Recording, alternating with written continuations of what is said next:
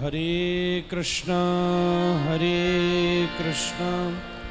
कृष्णा कृष्णा हरे हरे, हरे राम राम राम हरे हरे। आप सब काशीवासी अत्यंत सौभाग्यशाली हैं। आज व्यासपीठ के ऊपर अत्यंत सरस सुंदर सरल ये राम कथा का प्रवाह करने वाले हमारे पूज्यपाद श्री राजन जी महाराज यहाँ विराजे हैं।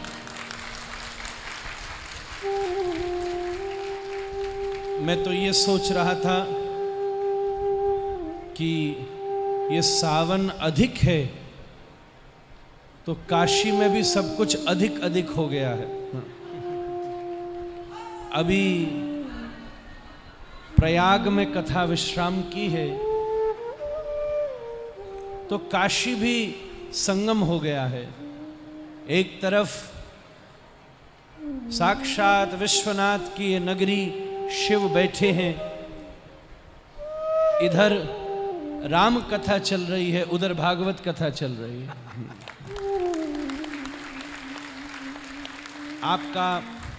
आपकी मधुरवाणी, सरसवाणी, स्वभाव की नम्रता, चरित्र की प्रधानता, यही सब राम कथा की परिपूर्ण आवश्यकता है। केवल प्रभाव से और अभाव से कथा नहीं गाई जा सकती, स्वभाव से भी कथा नहीं गाई जा सकती। अभी रुको, अभाव से नहीं, प्रभाव से भी नहीं, स्वभाव में भी। जीव का स्वभाव तो सतत दोष से युक्त है। अभाव आवश्यकताओं का है और प्रभाव माया का है, संसार का है। सही कहूं तो इन शास्त्रों के द्वारा दिए हुए सदाचार की आसन पर बैठकर केवल राम जी के परम स्नेह से प्राप्त उस भाव से ही राम कथा गाई जा सकती है।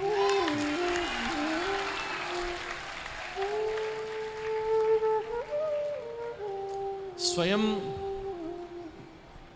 राजन गा रहे हैं, मतलब राम ही गा रहे हैं। इस शब्द का प्रयोग तो राम के लिए ही होता है। तो साची कहूं,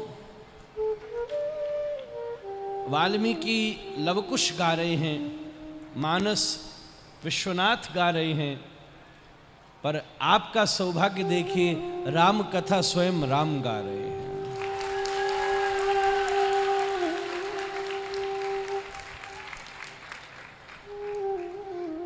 केवट का बड़ा सुंदर, ये तो एक प्रशंसा की बात हो गई, और स्तुति करना शास्त्र की मर्यादा है, वेद की मर्यादा है। कोई किसी की स्तुति करे ये उसकी चाटुकारिता नहीं है, ये वैदिक मर्यादा, उस आसन की मर्यादा है। स्तवन करना, शास्त्रों ने देवताओं का स्तवन किया है।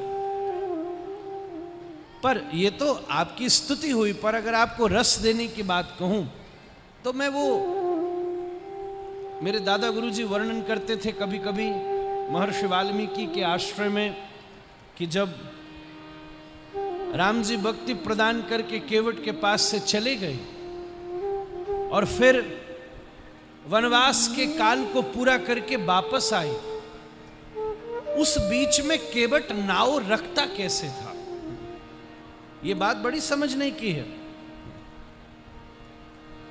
उसने नाव को वैसे नहीं रखा जैसे पहले था।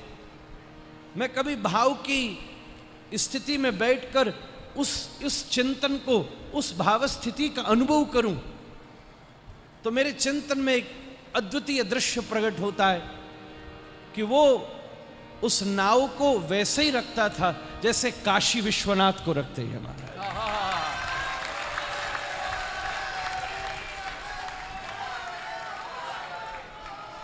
वैसे ही रखता था।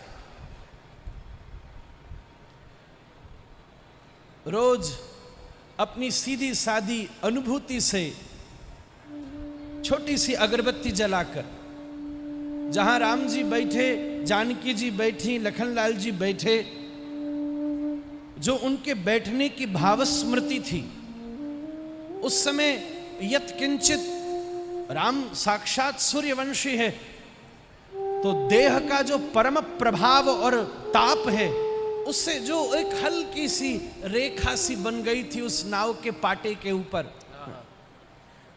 वहीं पर अनुभव करता राम जी की वो तपस्वियों की श्री अद्वितीय दिव्य वेश को बैठा बैठा बड़े भाव से रोज अगरबत्ती करके उसका निरांजन कर देता था।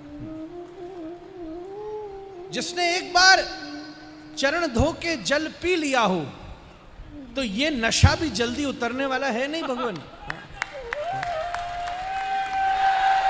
एक बार अगर कोई मदिरा पी ले और उसकी चसक लग जाए, तो नाली पोखरों में गिरे तो भी नशा नहीं छोड़ता।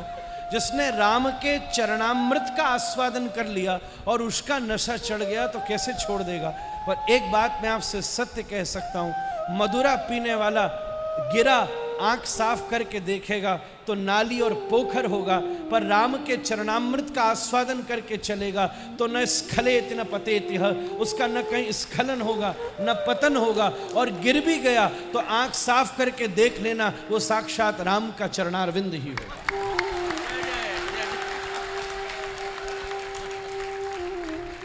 तो वो जो जहां